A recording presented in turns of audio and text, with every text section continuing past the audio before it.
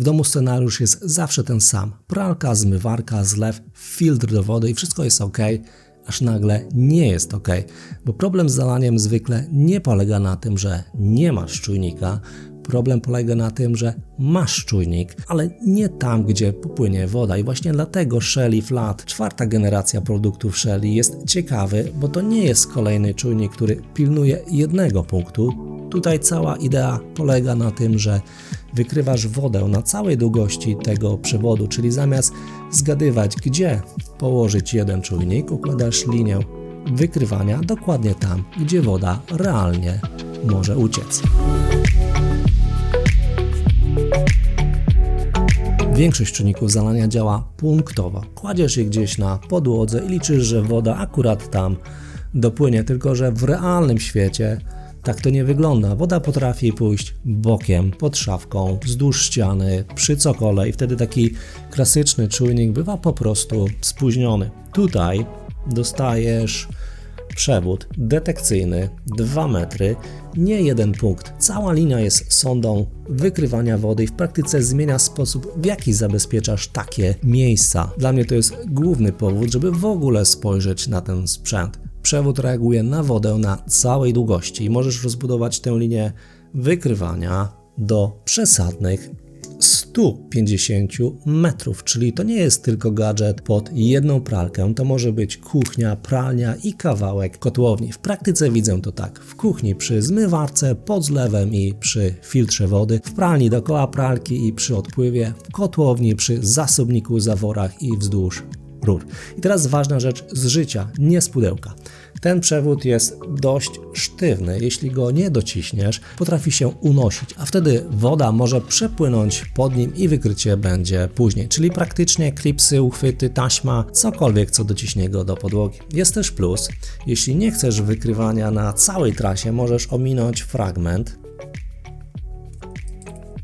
z wykorzystaniem takiego przewodu i wrócić z przewodem wykrywającym wodę dopiero tam, gdzie naprawdę jest strefa ryzyka. Sam moduł nie jest mały, ale tutaj akurat mi to nie przeszkadza, bo to urządzenie i tak jest pomyślane tak, żeby moduł wylądował na ścianie, a przewód pracował na podłodze. W zestawie masz uchwyt montażowy i akcesoria, odporność to IP44, czyli wilgoć i zachlapania są ok, ale moduł trzymaj wyżej i rozsądnie. To jest czujnik na 4 baterie AA i jak większość sensownych urządzeń bateryjnych, on po prostu śpi przez większość czasu, więc jeśli w systemie czasem wygląda na niedostępny, to jeszcze nie znaczy, że jest coś z nim nie tak. Urządzenie budzi się, gdy wykryje wodę albo gdy ma zaraportować stan baterii.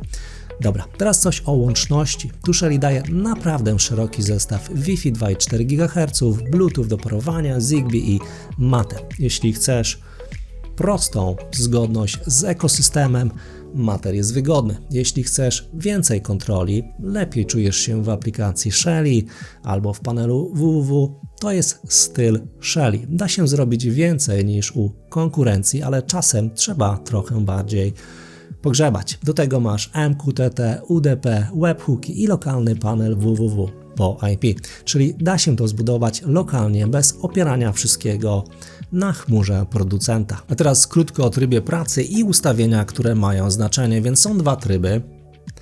Pierwszy, wykrywanie zalania, woda na przewodzie, alarm, powiadomienie, reakcja. Drugi, wykrywanie deszczu, czyli urządzenie wykrywa wodę, ale bez głośnego alarmu dźwiękowego. To robi się ciekawe wtedy, gdy chcesz użyć go też w automatyzacjach pod zadaszeniem. Masz też ustawienia brzęczyka, intensywny, normalny i gospodarczy. Ja nazwałbym to oszczędny. To wpływa nie tylko na alarm, ale też na raportowanie i żywotność baterii.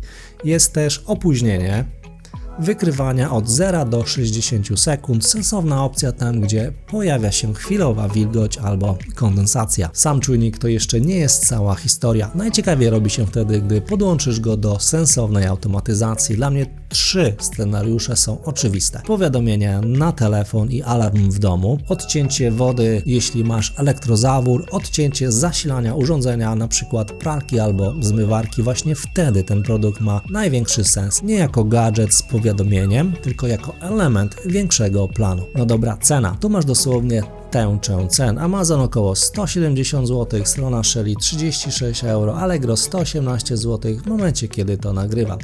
Linki wrzuciłem w komentarzu. I tak, od razu powiem, to wprost. Shelly nie robi budżetowych produktów i ja nie będę Ci wciskał, że to jest tanie, ale jeśli